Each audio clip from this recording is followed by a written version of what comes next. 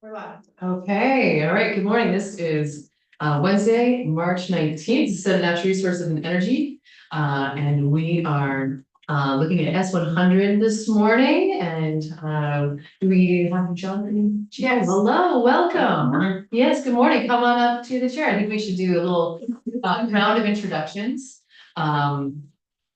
And then we'll turn it over to you. Okay, thank you.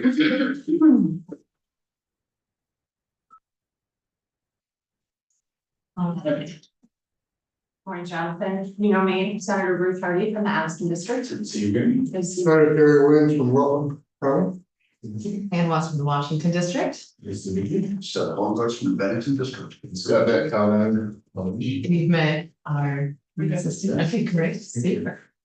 Okay, so you want me to get started? Oh, sure, yeah, right Okay, on. so basically, Jonathan Chamberlain, I live in the town of Addison, right in the heart of ag country. I work for a company, Bordeaux Brothers, and in that business since about 1999. I started writing nutrient management plans. At the time, the large farm program was new, just been rolled out, so we were working with large farms, getting involved in that program, rolling that out. And then the federal program through NRCS came out to be a technical service provider, sort of certification process to be able to do nutrient management planning, that kind of stuff. And then basically in about 2006, the medium farm program rolled out. So we started, working with more and more farms, not only for technical assistance for NRCS funding, but with basically Vermont's clean water initiatives, their programs to address water quality. And then in 2016, roughly the state of Vermont came out with the RAPs, legislation was created. The framework was developed to build that program out. They had different working groups, and I was involved in that process, worked through that process to come up with what is now the RAPs that basically all farms follow. Whether you've got 50 cows up to even it affects LFOs with all the different rules and processes. Basically, what I'd like to talk about is I know I was brought in for S100, but I was made aware of S124, which, when I went through it last night, when I was made aware of it, to me, the process of either 100 or 124 is to address EPA's concern with their corrective action letter that they wrote the state of Vermont. I can't remember if it was last summer or sometime, that I don't know the exact timeline, but that came out. And then there was basically a period of time where there was not a lot of information given out. We didn't know what was going on, and then basically this session comes in and, we hear that there's this bill, S100 coming out that's going to basically help address EPA's corrective action letter concerns. And as I read S100, it was kind of interesting. The beginning portion of it is really sort of in my simple mind, the framework for building out the structure for the CAFO program, which 100 specifically addressed. It built the framework for the transition for if Agency of Ag's out on the farm, they find something, it gives an avenue. It changed some language that was from shall to will, sort of, I'm not a lawyer, so, I'm speaking a little out of turn in some of this stuff, but it seemed to clarify what already existed to make that transition to give, the framework for this CAFO program. And one of the big things that I think 124 does is it addresses that beginning piece that sort of starts the process. And then later on, where it has the rest of the language, it basically builds out an understanding to develop a CAFO program. It creates this framework for the stakeholder group that, in my mind, we have experience. We've dealt with them before and brought great things forward with the RAPs. A group was formed, we worked on it, we sat, community came together, different stakeholders involved in the process. And I do think we created some very solid, realistic, achievable regulations and pieces that farmers could follow, giving them some certainty, some clarity, some understanding in what they need to do on a day-to-day basis to meet the requirements the state has put forward. Because ultimately, everybody has the same goal. I mean, whether you're a producer, whether you live in downtown Burlington, you flush the toilet, I mean, we all wanna go swimming in the lake. We all wanna get on our boats, recreational, enjoy the water, we want clean drinking water. You know, every producer, everybody wants that, and so there's a lot of means and ways to get there. And I do think the language in this does give the framework to build something that everybody can buy into, everybody can be involved. They can have understanding on what is achievable and what they need to do to meet the requirements.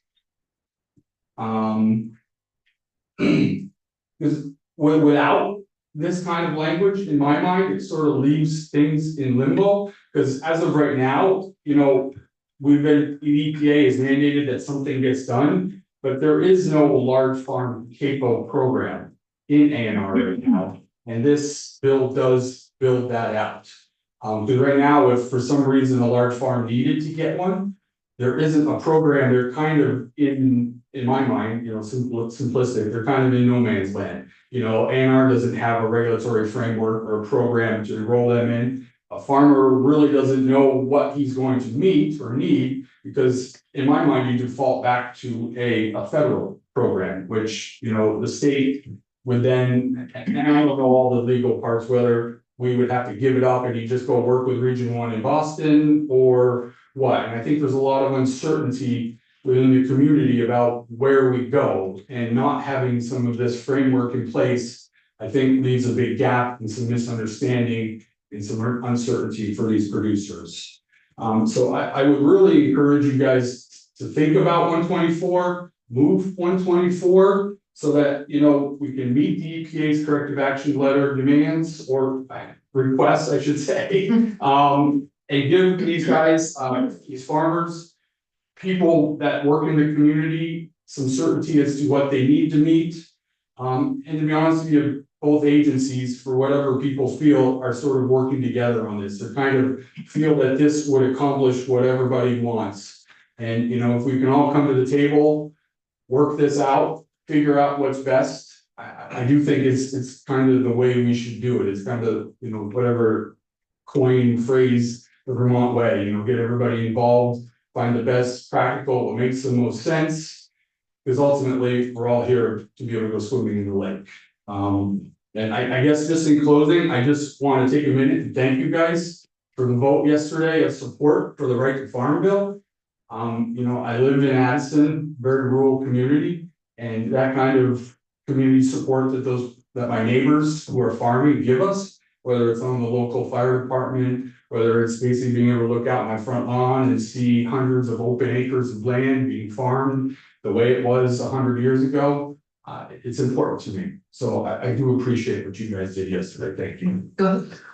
So, I've seen Bordeaux Brothers trucks around, but I'm not sure what you do. And what was your last name? Chamberlain. Chamberlain, okay. Yes. So what is Bordeaux Brothers? Do you work for them? Yes. So basically back in '99, I was actually just got out of college, and this large farm program began. And so producers needed help soil sampling, writing these nutrient management plans. You know, a few of the farms I started working with, they actually had their accountant write these. And their accountant, yeah, they're good with numbers, right? But they're not agronomists. They don't have that. You know, I went to Purdue University as an agronomist, so the understanding of nutrient cycles, you know, availability and management and practice on farms is sort of something that we specialize in and offer to our to customers. You know, whether we do business with them on the feed side or the crop input side, it doesn't matter. You know, all of our stuff we do has to, like I told you, meet NRCS standard. And, you know, as this has evolved from just writing nutrient plans and taking soil samples, you know, believe it or not, the permitting process for a lot of these farms, you know, to make a step to be able to build a new calf farm, to house their heifers or calves, raise them better, you know, there's a process to it, you know, especially with the large farms, and moving forward. Good. So I always worked with Brad Laws. Yeah. He was the go-to guy for me, and Yeah, coming out to Rutland. yeah, he was closer. For sure, you know, but Brad's a good guy. And Bordeaux Brothers more broadly Yeah. does work with farms as consultants, but also with feed and, like farm Input services. Yeah. So just to give you a little context, we work with 81 farms. And 15 of them are large, 40 are medium farms, and 26 are quote unquote certified small farms. So, and that's basically from, we've got some in Rutland County, all the way up to Orleans, Essex County, basically in the quote unquote the dairy crescent areas is majority of our service here. Thank you. I have a couple of questions for you. So, you mentioned a stakeholder group. So there has been one that was meeting already, is that? So it was created back when the RAPs were written. Okay, And so the stakeholder group, it subsequently, I think, once the rules or the process was done, we don't meet regularly anymore, but we did. And basically, we had a bunch of meetings, we went around to the different parts of the state, got input. I was on it, there were, all kinds of different groups, I can't remember all of it, I mean, that's. you don't happen to remember if that, came into existence because of statute or as a part of the rulemaking process, or if you don't remember, that's okay. I don't remember whether it was actual statute or if it was put in a rule, but I do know we basically, all of this is the details. If you build the framework and then, in my mind, you let those that have to implement and those that have an interest in it be able to discuss, work it out, and come up with something that's achievable. Yeah. I mean, agriculture is not as simple as, you put something in at the beginning of the building, and by the time you're done through a process, you can control every piece to come out with a widget at the end. Unfortunately, it's not that way. When you get into that system, there's weather, you're dealing with biological issues, that are you can't control the variables. So, for the people that work in it every day, it kind of makes sense, and it's not 100%. It's risk management. It's whatever you want to call it to try to mitigate the issues. Yeah, fair enough. And so you also work with some farms in other states, is that right? So yes, Yes. myself, I don't write in New York, but I have a coworker, so I'm involved in it. And then we have a farm we work with in New Hampshire. Okay, so I don't know if you have any thoughts about how New York manages this process versus how Vermont manages this process. If you don't have any thoughts on that, that's okay, but I do, and to be honest with you, there are differences. And I think this stakeholder group hopefully can kind of look at that. I don't think there's a cookie cutter approach to, Vermont and New York are very different states. What is it, the 5th largest dairy state? And Vermont's got 600,000 people, New York has how many millions? So resources are very different. They may have similar landscapes in some places, but I think there are definitely things we can learn. No different than they probably have things to learn from us, and I think this framework really does give the ability to look at things like that and go down a path that is going to get the job done in a reasonable manner that basically you can meet the requirements and get the job done. So we have not actually walked through H124, though I think we could. But thinking about both of those bills, are you feeling like both of them are achievable? Yeah. I think they laid the groundwork to do that. Yeah. When I read 124, it basically, my thought process was the beginning portion of it was basically went through Agency of Ag's. I don't know whether the word statute rules, well, whatever it is, but for the large, medium, and small, and RAPs, and basically just tweaked language I felt was to meet EPA's requirements that they've asked for in the corrective action letter. And then to me, the Senate 100 basically continued the process sort of on the A&R and Agency of Ag side. But that beginning piece, in my mind, if you don't sort of correct that, that's part of the process of fixing what EPA is asking for. And so in my simple mind, and I'm not a lawyer, I don't come up here very often, I apologize, probably should more visit you guys, but it kind of just made sense. you know, that if you could tackle both of those pieces at the same time, you know, get a comprehensive piece through that addressed the quote unquote deficiencies EPA thought they had with Agency of Ag and their statute or whatever that corrected. It would make sense to then just follow through with basically designing the framework for a capital program that when Agency of Ag addressed the concerns that EPA wanted, A&R had an avenue to then deal with it, right? Because now to me, it seems as if someone refers someone to the other agency is kind of like, I don't really have something, so go talk to Region 1. You know, because that's the alternative, right? I mean, for what you, if you guys know what CAFO is, it's a federal NIPD's permit that they call a confined animal feeding operation that falls under that NIPD's permit for a discharge. And it, in essence, gives a pathway to get into compliance.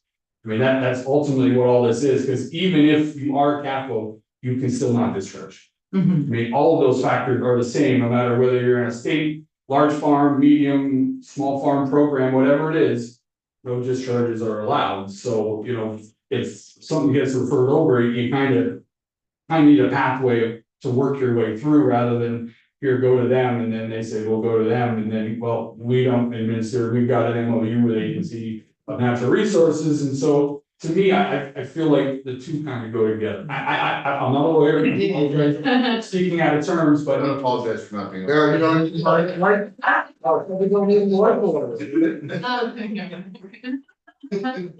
Yeah. Fair enough. I feel like I had one other question, but it is escaping. Any other questions that we have? So are you kind of suggesting the two bills get merged? well, I think 124 already is already kind of done that. I mean, because if you look at the last part of 124, it looked from my layman term, kind of like that got put in there. 100 got put in, and so, you know, because I had only ever looked at before this just 100, and then, you know, when it got brought to my attention that this 128 existed and 100 might be in there, it was like, well, yeah, there it was, and then I had not read anything about, because what is it? It's miscellaneous bill for Agency of Ag.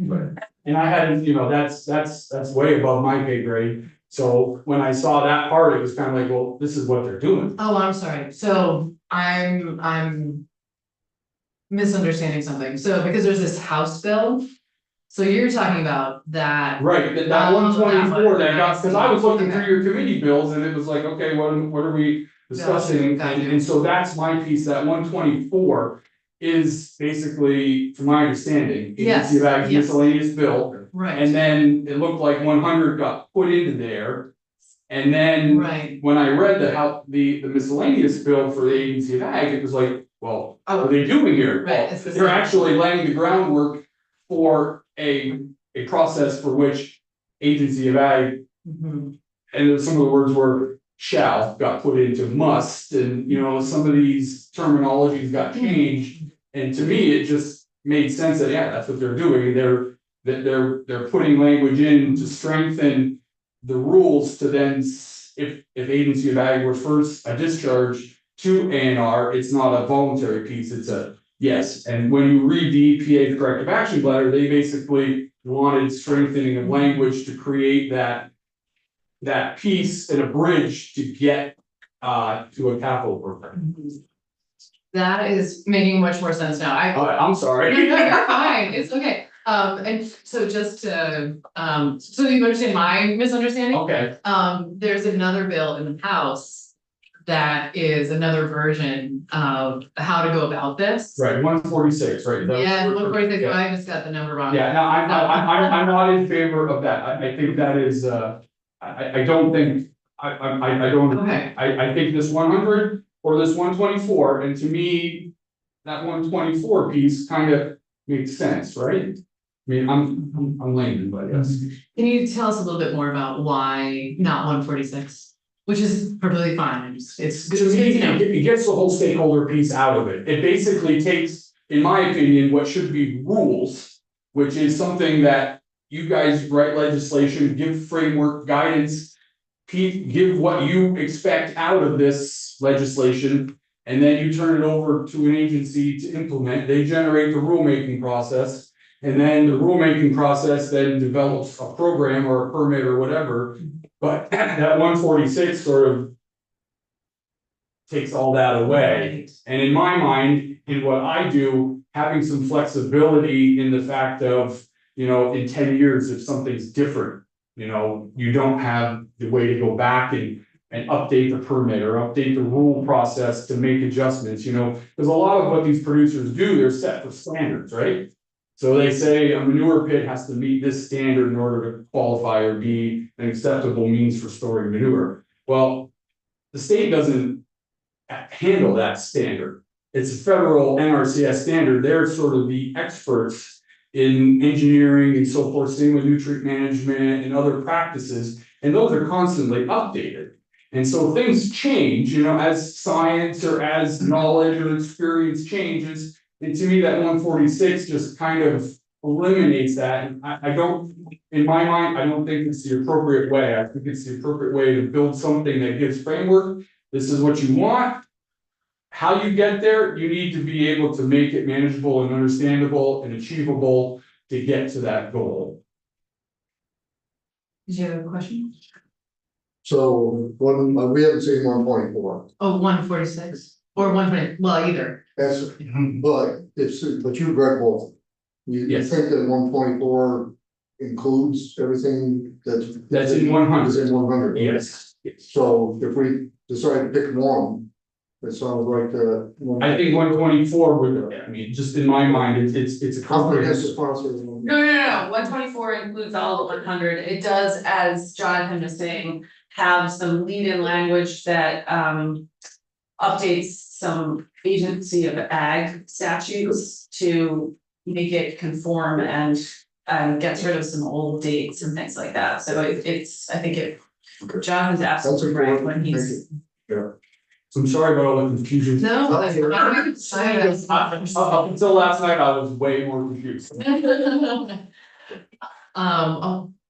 love to know more about the stakeholder process. So it sounds like for you, it's really about the stakeholder process, is that? Yeah, I think that's a critical Yeah. piece, that it basically allows all parties to come to the table and come up with a solution that meets the needs. And, when you have the people that are concerned about this at the table, you can get buy-in, you can get understanding, and people have a path forward. They understand what you're trying to achieve, and, it's way better than doing it someplace and not having all of that involvement. All of a sudden it pops out and it's like, whoa, what happened? To me, correct. And are you thinking that, because it sounded too like you were thinking about the stakeholder processes kind of on an ongoing basis, right? Because the rules change, et cetera, so not necessarily like sunsetting, but. I think that would be great, and maybe it not even be specific to the CAFO, but, I think there's a lot of other involvement that, as things change and as technology comes about. Farming 20 years ago is not farming today, right?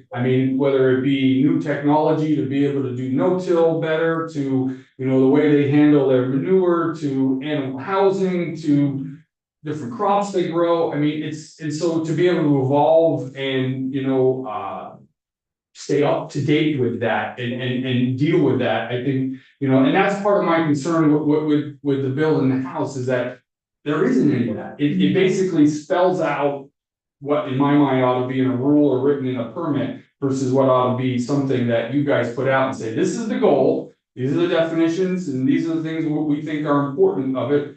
Now achieve the goal we want. Yes, go ahead. So I just want to be really clear. You're in favor of the stakeholder group. I am too. I was the one who came up with it. But you don't want just the stakeholder group, like without the other language that creates the CAFO program in A&R.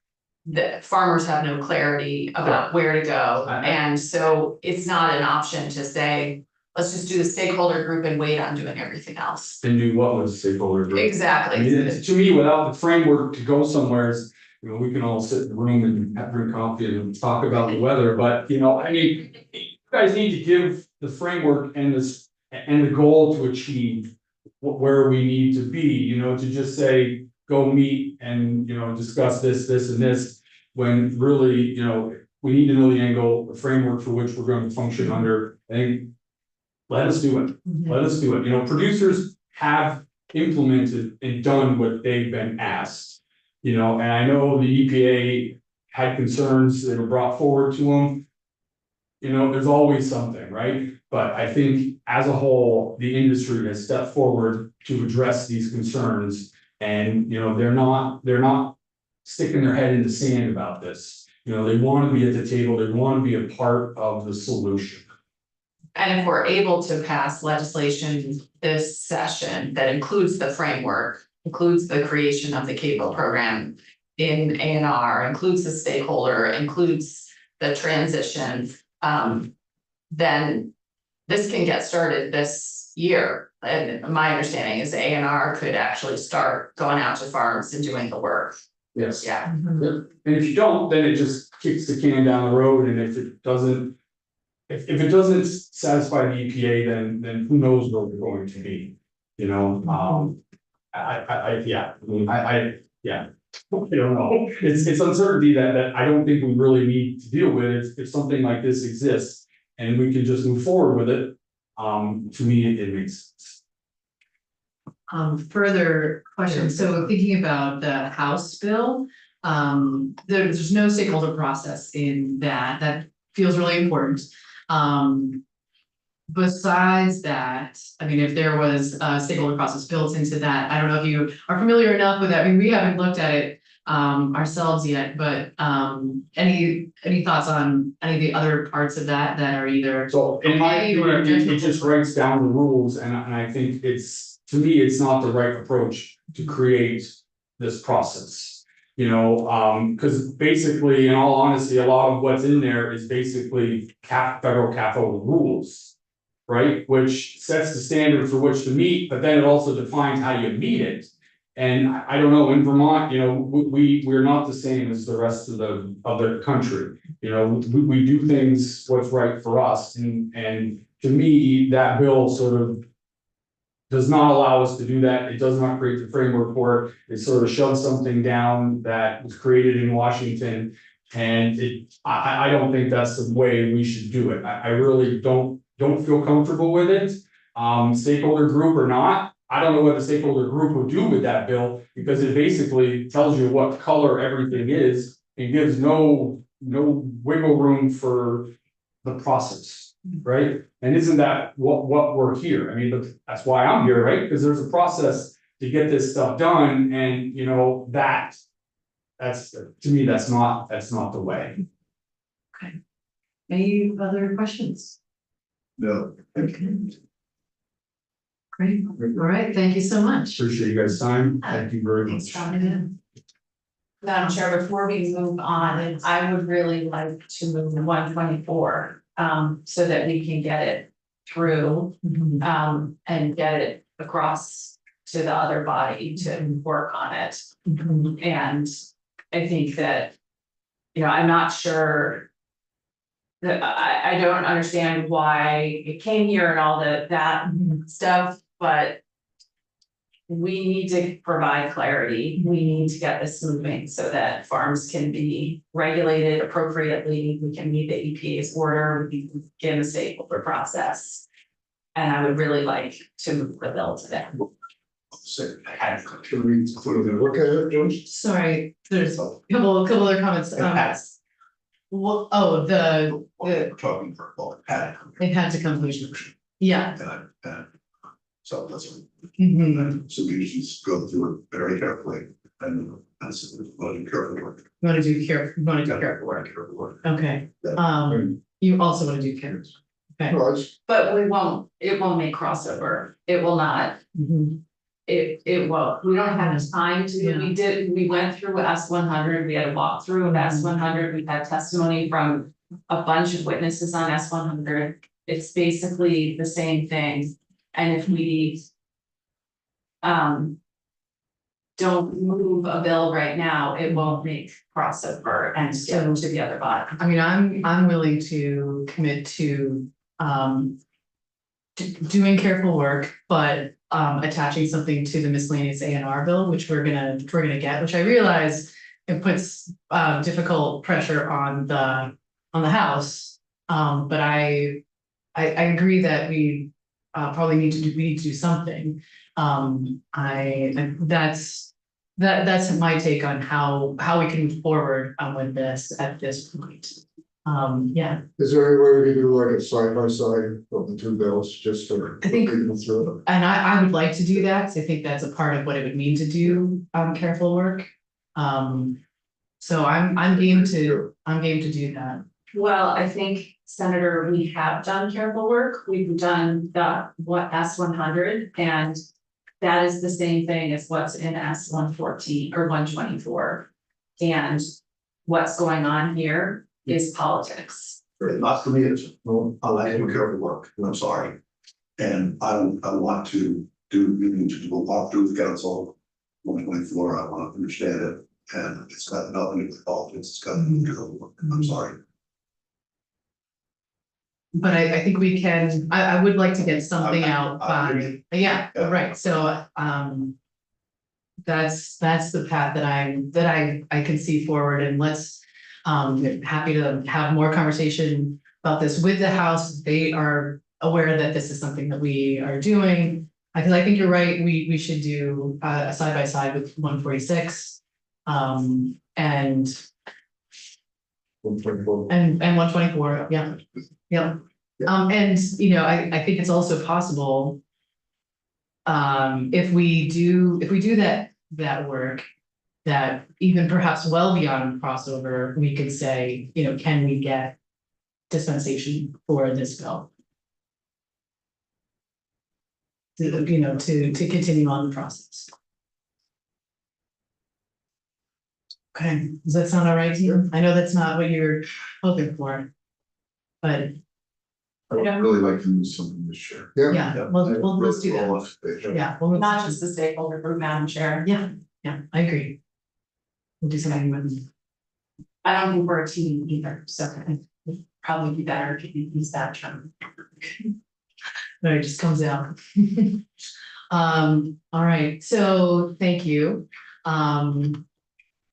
Seems like, perhaps let's take a couple minute break and let our next witness, set up, and we'll go from there.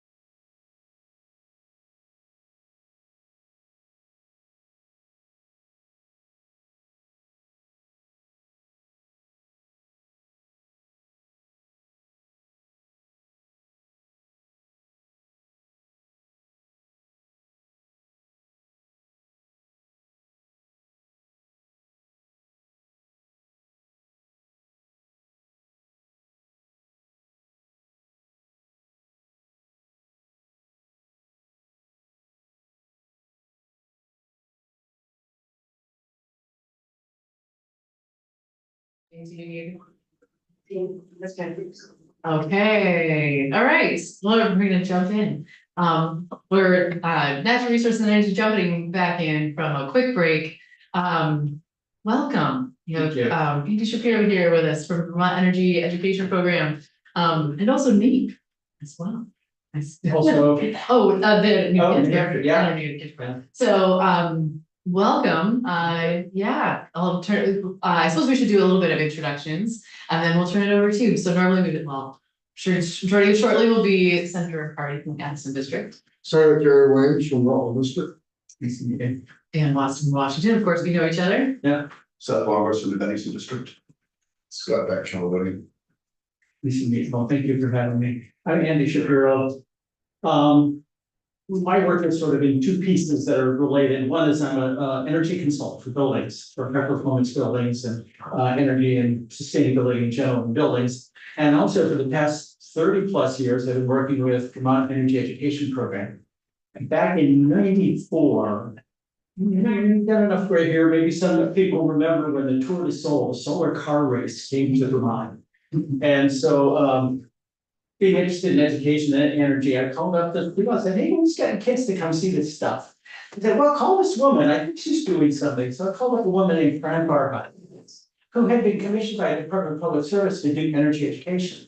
And she was a science method specialist, meaning she taught teachers how to teach science. And she had she was bringing a group of teachers together to prepare the kids to see these solar cars. And so she said, why don't you come? So I showed up. And she had all around the room, she had stations for them to look at. Here's a battery and a wire and a bulb. There's a battery and a motor. Here's a solar cell and a motor. Can you make these things work? And each teacher went home with a kit that they then worked with their students to understand how these cars work, so that when they came to it, they could learn something. And I found I had something of an ability to explain science and engineering concepts. I hold an engineering degree. So the two of us, she became the methods person and I became the science and engineering person. Fast forward, we now have a staff of about 10. In the past 4 years, I think we've been working in New Hampshire as well. We have 6 educators all around Vermont, and we bring a super important part to the energy transition that we're looking at, and to the dealing with climate change that we and all our kids and students have to deal with. Students are understandably pretty upset about what's going on. And we really empower them to understand science behind all of this and to assist them if they want to actually do some action projects and make some difference. We operate on something like a $500,000 budget a year. 100,000 of that is for New Hampshire. So the bulk of our work is here and has been. We do what we like to call hands-on, minds-on science and education, meaning you get your hands in it, but you got to think about what you're doing. I'll give you just a little sample of what we do here. So I've already asked you about this. But what is it about this magnet that's so magical in our world? It has something around it here. Hold your finger here so it doesn't not fall out. There's a magnetic field around that. This is an invisible thing, and the job of us as science educators is to make the invisible visible. So it's pretty clear there's something going on, and kids know this intuitively. They play with magnets and paper clips all the time. So what does that have to do with electricity? Well, let's see. So this is an ammeter, a micro ammeter. An amp is a unit of flow of electricity. We now then challenge the student to take that magnet out of that thing and do something with what we've got here to make the needle move. When the needle moves, you know you're making electricity. It's not easy. Doing a little bit of something. Wiggle it on your hair, Scott. So what kids can discover from this is there's 3 things you need to make electricity in this way. You need a magnet, you need some wire, and the other thing you need is motion.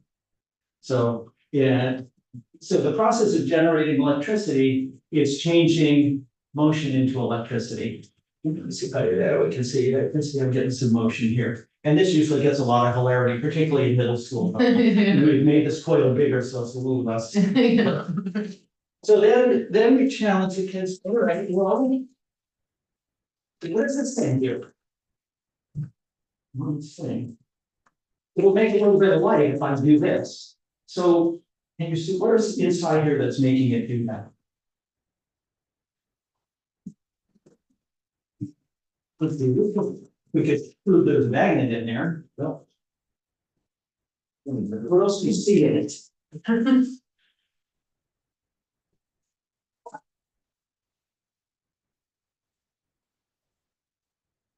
So that's bringing the knowledge from the community. That's why I was the same, it's the same concept. So, you know, if you wanted to light up this room, you'd have to do a lot of shaking. So there's probably a more efficient way to do this, and it's a fun way to do it, so, you know, what are, what are the objects, what are the things in here that are in that room? And then we get this one, you can't see inside here. But what can you infer? So then this is a whole set of science skills of that inference.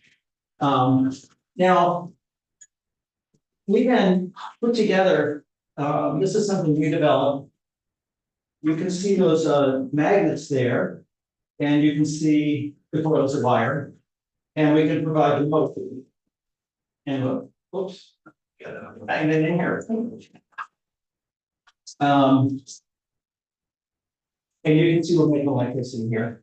So the kids now understand that this is how it's done. And then the question is, how do you move this thing? We can do this, but letting up one little LED is not going to go very far with us. So we can put on here a turbine. And then what are the ways that we can make this turbine spin?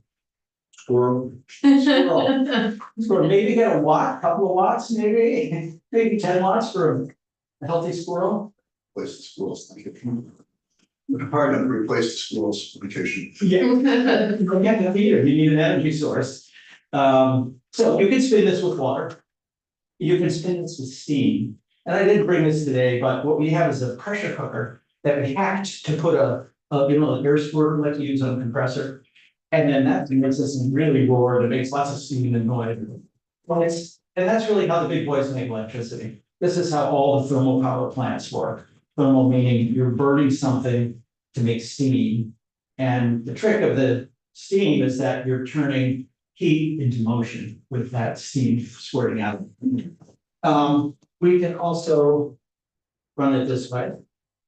Don't have to burn anything.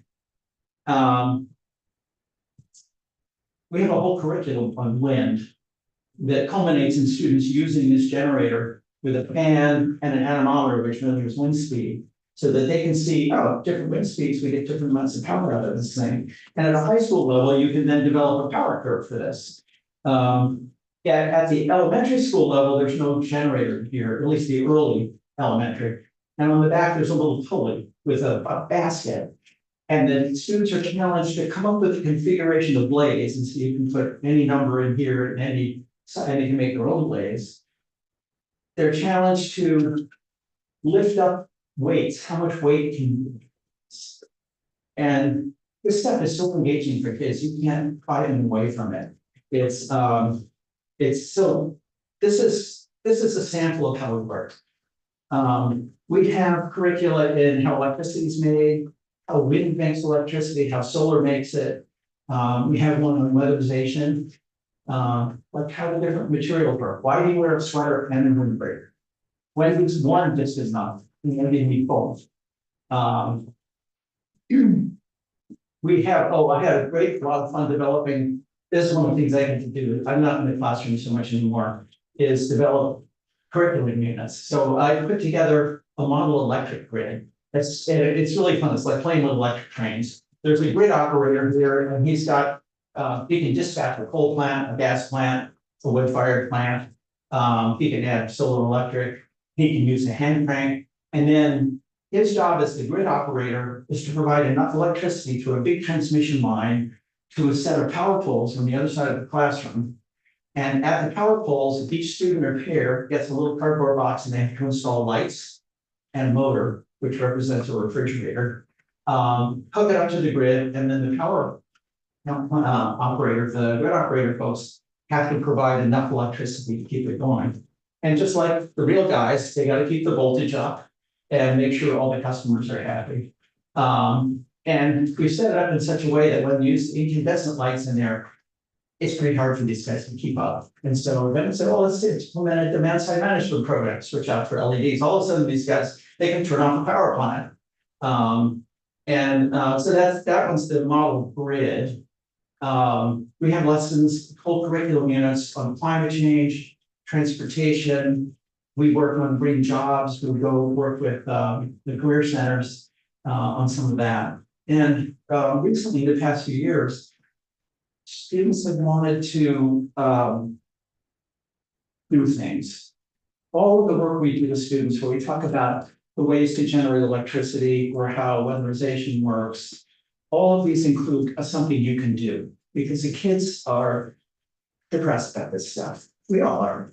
And the ability to actually do something. So we support them to do things. And increasingly, they're asking for bigger and bigger projects. How can we get our school off carbon? How can we get a solar array in our school? How come my room is hot and theirs is cold? Well, let's take a look. And we then the past 5-6 years have been running something called the Youth Climate Leadership Academy. And this is now, we're oversubscribed now. We get like 100 kids for a weekend. And we talk about what projects would you like to do? What action would you like to do? You want to think about legislation, you want to think about your town, you want to think about your building, your home. It could be small, maybe we'll do a composting thing, and or maybe it's big. We want to change the rules. Or so we work with those students both on the project, and I'm one of the technical consultants that brought in for some of these student teams. And then how do you actually get a project done? So SMART goals, they're called, setting up your goals and who's responsible and what are the steps along the way, the things teenagers don't know how to do. And so those two things are really part of this YCLA. And it's a great bonding experience for the kids. They come with a teacher and chaperones and have a great weekend and do something. And then about 4 or 5 years ago, I went to this meeting that FEPERC held at the Labor Hall about climate change. What are we going to do about it? Well, I looked around, there's all these people showing up. They were preaching to the choir. And we need to do something different. And it's been our mission for many years, only to work in K through 12. We have curriculum that's appropriate for all those different ages. We supply the teacher the materials like this full kit, training. We'll train an individual teacher or a group of teachers, and ongoing support. So training, materials, and ongoing support is what you have to do to get something into schools. The other thing we've learned is you have to look at the need they have. And you as a teacher know this. If I came to you and said, we really should be teaching this stuff too, and you would say, yeah, and this, and this, and this, and this, and this, and this.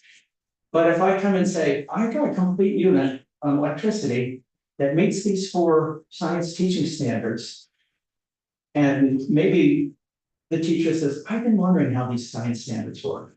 All of a sudden, we're meeting a need they have. And that's really what gets us in.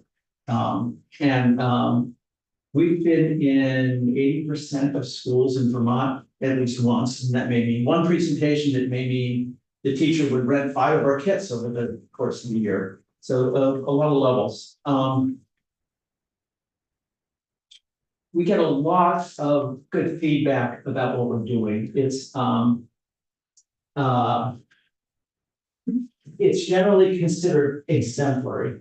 And one of the things we do that we started doing is, most organizations have a brochure that they come out with every year, and we do too. And it shows, here's all our things that we can offer and something about them. And each of these turns into a poster. So it's not just going in the recycle bin. So this one that we did last year is about, this is our current one, about resilience. What makes a resilient community? And, this, of course, super relevant to everybody in the past year or two.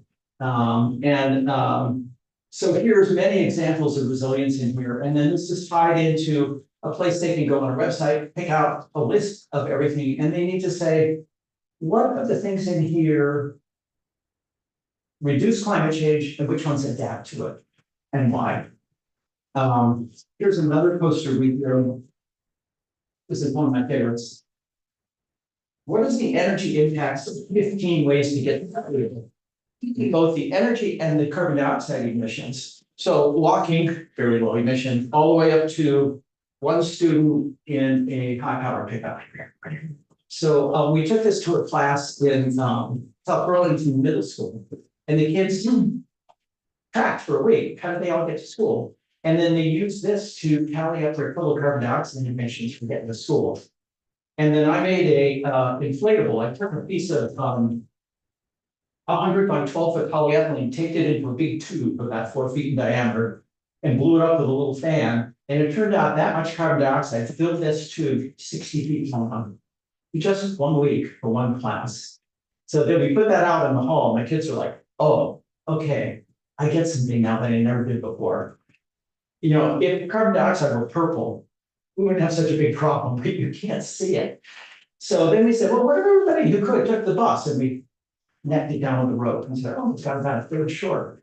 And then kids started doing it, well, what if we all, and then we chopped it down again. We got it down to about a third. So they came, you know, so this is hands-on, minds-on.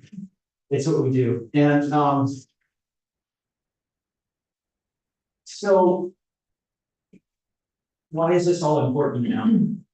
If you look at the climate action plan, it says education strengthens the success of every other pathway toward resilient climate adaptation. And it says provide funding for climate-related education at all levels, outreach, research, and technical assistance. Look at us. We are now in the, and it's getting worse by the day. We used to exist on 3-year funding cycles, EPA education grants and DOE education grants. Those have not been available for a good 5, 8, 10 years. So we relied on foundations. We get about 100,000 a year from Efficiency Vermont. Because they have a certain amount of their money, I'm sure you're aware that it does not have to buy kilowatt hour savings. It can buy things that have long-term value. That you'd be hard pressed to say, how many kilowatt hours did it save for me to show this to the classroom? There's some research that says it does make a difference, but it's very hard to suss out what makes a difference in the life in terms of what they actually do and think about. The Efficiency Vermont used to provide us $250,000 a year. It's down to $100,000. And now the feds are no longer an option. So we're kind of struggling right now with that. And I'm hoping there's some creative way. I don't know if I could just ask you for money, and I probably will, but I know that that's a tough go, and there's so many things that are so much bigger than we're looking for, like peace and peace in the school. I mean, there's so many huge issues. So I'm looking for some clever thoughts on how to help us out on this. Can there be a way when we have energy contracts that go out that they have to have an education component?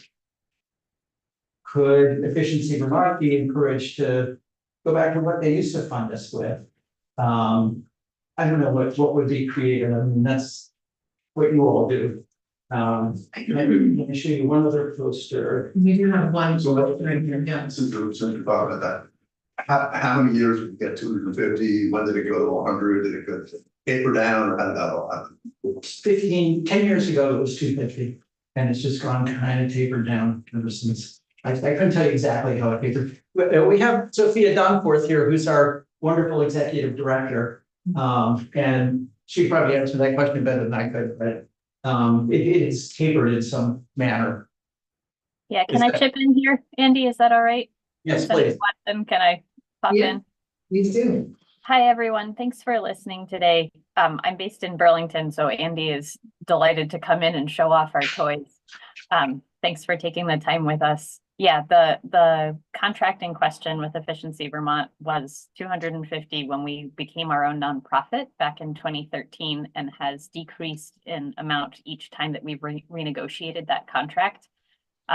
The answer I got when I asked a question about that last summer was just that they have less available. And I don't understand the full workings of that organization to know where it's all getting moved around to, but I can't think of anything more significant than making sure that Vermonters understand where their energy is coming from, given all of the stuff that's coming down the line that we're going to have to make decisions about. The one other piece that I would add is that we've been moving into education for adults as well in the last few years, in large part in response to the climate action plan and the various actions that are outlined there, most of which depend upon Vermonters making really different choices about how they heat their homes and how they get from place to place, but without explaining necessarily how they should do those things or why they should do those things. I think it's a tall order for us to expect that those changes will happen. So he has been using our existing tools, which we developed for students and teachers in public libraries across the state, usually teaming up with someone like Efficiency Vermont to help people understand how weatherization works, for example, and then passing them off to a partner who can explain to them how to actually make those changes in their homes. So you may ask, why aren't we bringing this to the education committee? And the answer is we have, but this is not just an education thing. This is a strategy that we need to be employing across all of our energy work, all of our climate work in the state. And so we just wanted to take the time to really put that in front of you folks. If we don't invest in the education, both of K-12 students and of their parents and all of the adults in our communities, it's going to be hard for us to make the changes that we know we need to make. The community workshops we're setting them up, and it's a tough go work because we're trying to target people with a high energy burden, high percentage of their income that goes to energy. So we're holding them in the late afternoon and providing some food and providing some daycare. So hopefully we get families who need this stuff and not just be preaching to the choir, you know, as folks that usually show up at these things. So that's been one of our goals for these community workshops. And as Sophia was saying, we have partners there. So the pilot one that I went to, we had a person from weatherization, a person that installed heat pumps, and a person that installed solar. So people could say, oh, all right, well, can you come to my house or can we talk further? So a way to facilitate them taking action. I think that's pretty much what I had to say. Any questions or? Thank you. Yes, go ahead. Just a comment, I'm on the education committee too, and I've been for the last biennium too, so I've seen you before, I appreciate what you do, and it's important that we educate the children as to what you're talking about here, so thank you. Thank you, Eagle. Thank you. Yeah, I mean, a lot of students who work with for all these years are now voters. They're out, you know, it's not such a big leap from high school to making these decisions. Yeah, go ahead. Just to, so I'll ask if you raise the funding, how else are you funding? Do you go to schools, do you get paid something for your time at the schools? Do you fundraise on the side, and how do you, what's your budget? We do all of those things. Sophie, you could probably better talk to that than I can.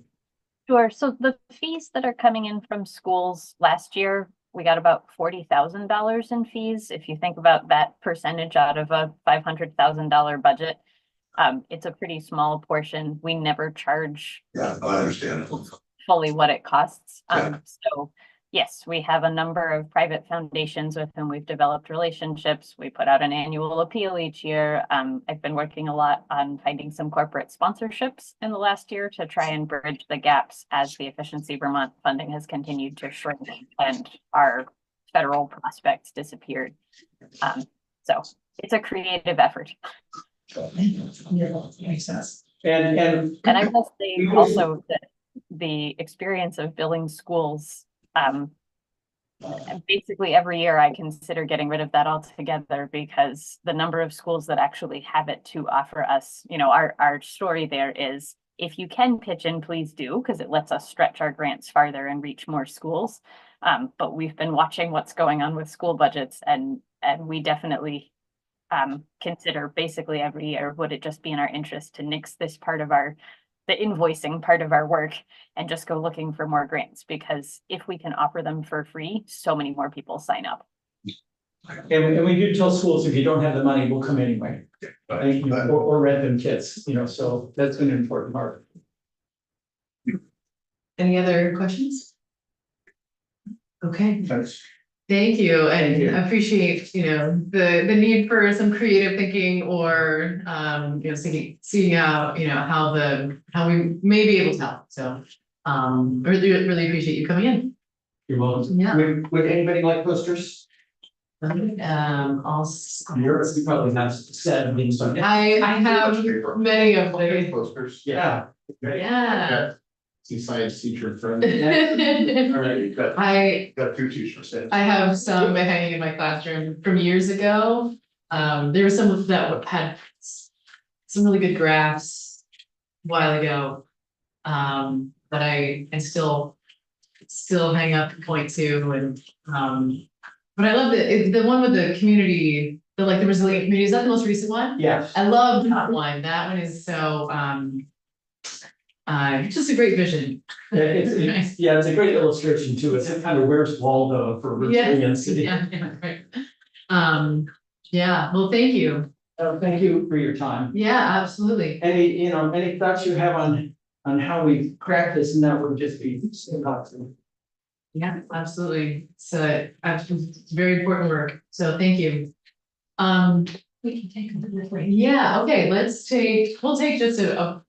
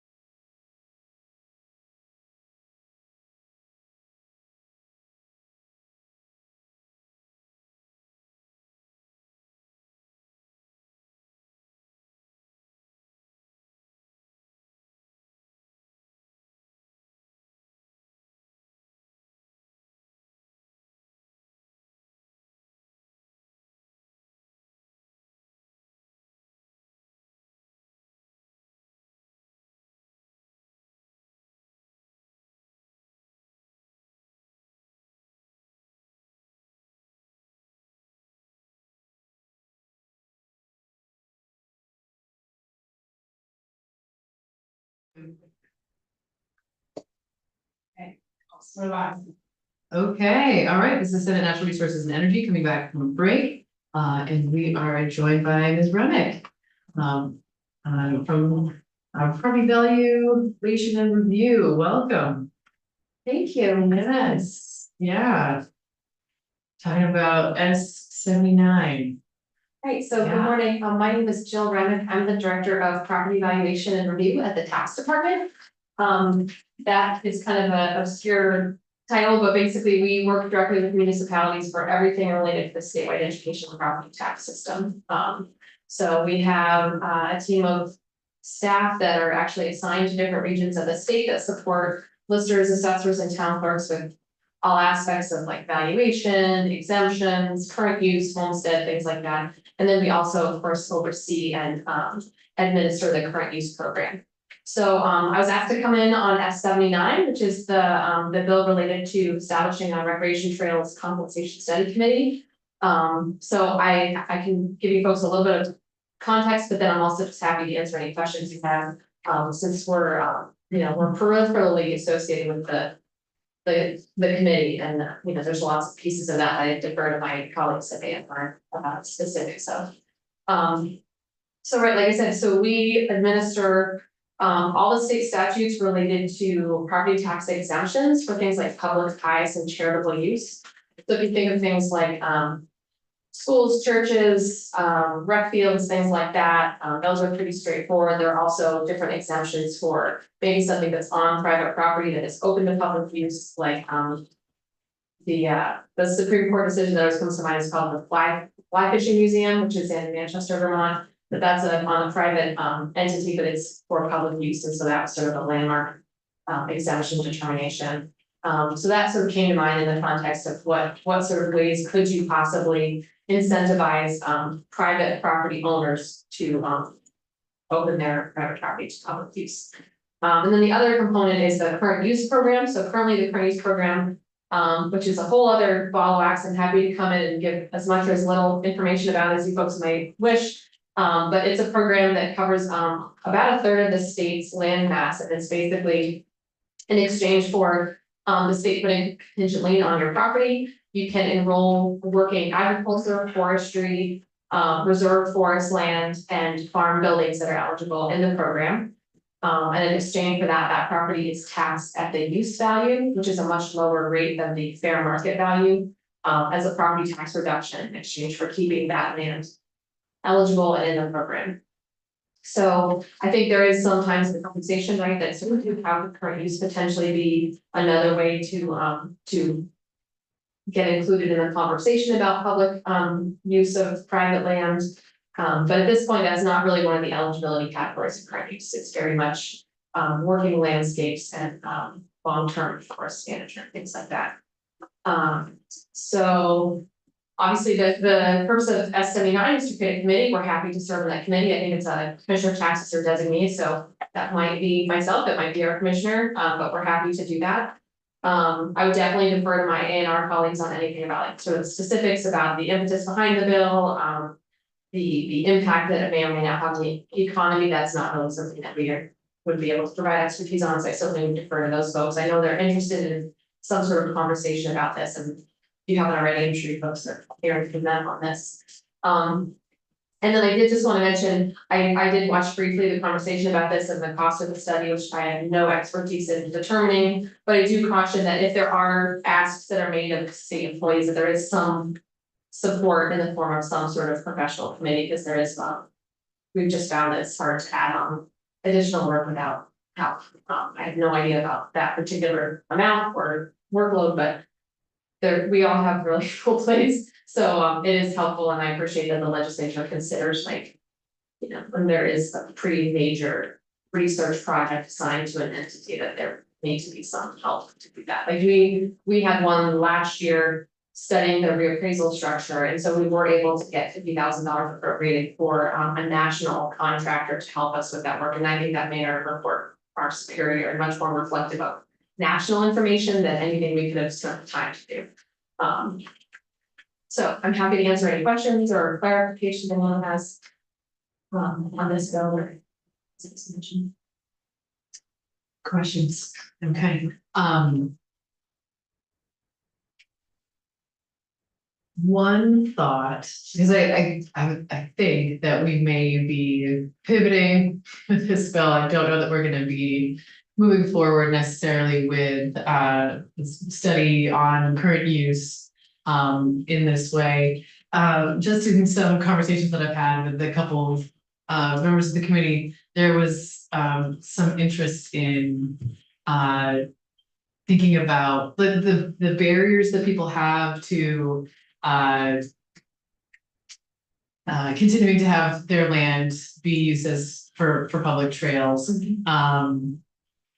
And that if people are paid for the use of those trails, that limits their ability to be exempted from liability. And so, one possibility, I'm not saying that we're necessarily gonna do this, but one possibility is that we pivot to look at that. And obviously that would not involve you all, Right. potentially.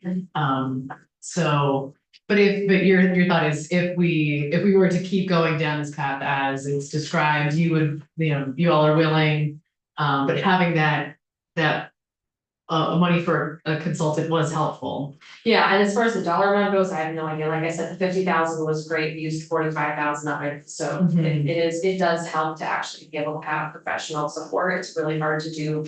For the level of quality that you wanna get, to have the study be really useful, it is helpful to provide a state some support for someone, professional to help that. And that was can you just describe like what study that was for? Yeah, so Act 68 in 2023, which went through GovOps, which is where I still, I'm pivoting to where you all are now. We moved to a 6-year reappraisal cycle so that all municipalities are gonna be reappraising their brand list every 6 years, which is a huge step forward from providing that structure and construct and timing and consistency and how all of our brand lists are managed, because even right now, as we're trying to catch up on those, there are municipalities that haven't reappraised in 10-15 years. So the values are very, very, very stale. And that creates volatility in your individual property tax bill, in your CLA, which is adjusting your tax rate. It creates a huge disconnect between fair market value, which is what we all are supposed to be taxed on, what the CLA is adjusting for, versus what our property is listed in the grant list and what we see in our property. I'm recalling that study now. So while we've done a lot of really great, we've made a lot of huge progress based on that. We're very happy that bill went through. Beefing up our lister and assessor requirements for training, there's a lot of components to that are definitely moving us in the right direction, which is great. But then also as part of that larger conversation about how do we administer reappraisals, how do you contract for this? How do other states oversee this? We hired IAAO, which is the International Association of Assessing Officers. So they do all work in North America and in Europe too as well. To study what all the other US states do and other territories like us in Canada and other parts of the world. What other states do for their assessment oversight. So most states do this work at the county level and Vermont doesn't. So we do this on a very micro level, which is making it really challenging for those municipal districts to find people to actually do this work. It's not necessarily worth an assessment firm's time to drive to do 200 parcels.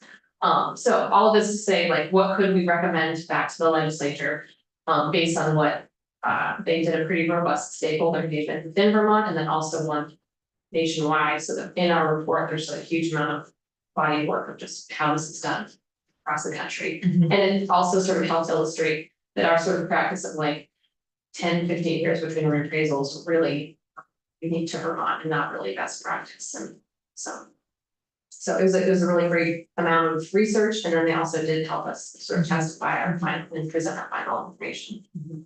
Yes, ma'am. Hi, Jill. That report was excellent. Thank you. Really helpful. I know that Ways and Means is digging into it a lot. So Senator Beck and I can't wait to get it. But so $45,000 to do all of that work. Pretty complicated work. Yeah. I'm wondering, when was the last time there was a deep dive into sort of an evaluation of the current use program just in general? Not in the time that I've been at PBR, which is since 2015. Okay, so. There's a it's lot 10 of, years. so like so the reserve forest land was the last sort of big push that had a good deal of work associated with it over the last couple of years. Mhm. And that was really mostly done by FPR. I genuinely don't even know if they had a consultant or not. I'm not saying they didn't, I'm not aware of it. But we haven't been involved in any sort of wholesale. So from the sort of property tax perspective and your department's perspective, it's been at least a decade since there's been. Because I know that that is a. You know, that's sort of looming in the back of conversations about the education fund and property taxes and impact, and I hear. Various things from constituents, pro or con, you know, depending on their perspective, of course, about current use, but I think it might be. Valuable to dive back in and do some kind of evaluation, see, is it being effective? What is the actual cost to it? How is it increasing or not? Property taxes for other people who are not in the program? Who is it benefiting? Are the goals of the program actually being met? That kind of thing. I'd be much more interested in that kind of work than what's in this bill. And again, I love that idea, but if you just said, hey, Jill, we're just. No, I would not. I would cry.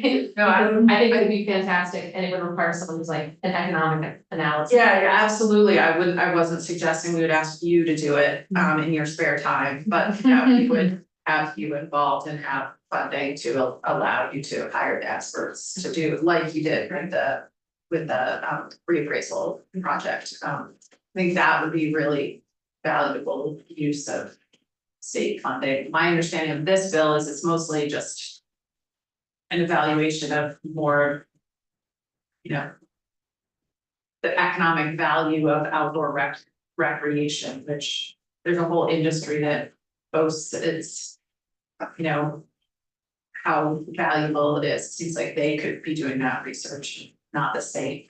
So it's fun. I spent a lot of time talking about current use in house agriculture in the last few weeks, since there was some interest about expanding eligibility. Changing land use change tax penalty. Related to horse operations, I have some constituents who really wanna do that, and that's what I mean, like having this sort of full scale. Like evaluation and of current use and. You know, whether we should. Expand it or contract it or how it's impacting other things, because it does have a big impact on our property tax rates and. But I'm not even clear what that impact is fully.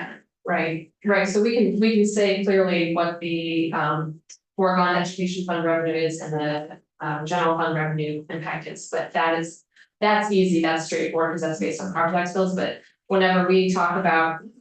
Like forest parks and recreation or agriculture talk about it, there's this sort of, there's a number, it's hard to articulate, but like it's hard to quantify, but like what are the other economic impacts? Yeah. Our logging industry and our agriculture, right, other things that are an investment that current use provides, but yeah, I don't know a way to quantify what Is that. it meeting the goal that was created to meet? And there are lots of people, depending on who you talk to, there are lots of people who have lots of theories about who's benefiting or not. Are they in state or out of state? And because there's no income threshold for it, you know, are they wealthy? Are they not wealthy? You know, so I don't even know enough to answer my constituents' questions about it.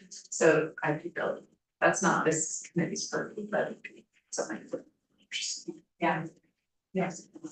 Yeah, that would be really interesting. And just so that folks are aware, I mean, last year had a bill that didn't end up going anywhere, but it was about looking at floodplain management as a potential allowable use for current use, or at least studying that as a possibility.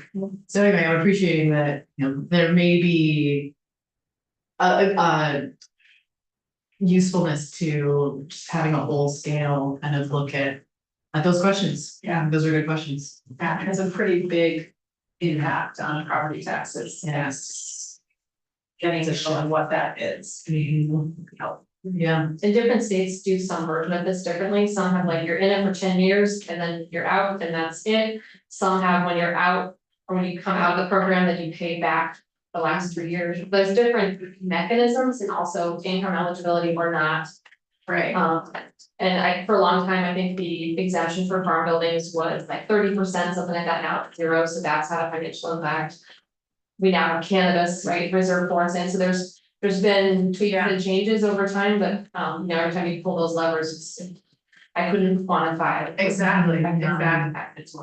And there's always something that somebody wants to add to the program, whether it's floodplains or horse farms or trails, then without knowing what the impact and whether it's meeting its goals, it's hard to know whether we should change or add anything.